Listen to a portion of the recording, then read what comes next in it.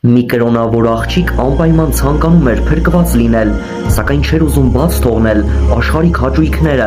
անընդհատ հետաձգելով ապաշխարությունը, մինչ ծերություն։ Մեկ օր նրան այցելեց մի ծանոթ ավետարանիչ։ Նրա հետ զրուցելով աղջիկը առաջարկեց մեկ բաժակ կաթ խմել։ Շնորհակալություն հայտնելով ավետարանիչը խմեց կաթը, բայց մի փոքր բաժակի մեջ թողեց եւ մեկնելով այն աղջկան հարցրեց. «Կհամարեք արդյոք սա պատիվ, եթե առաջարկեմ ձեզ խմել այս կաթը»։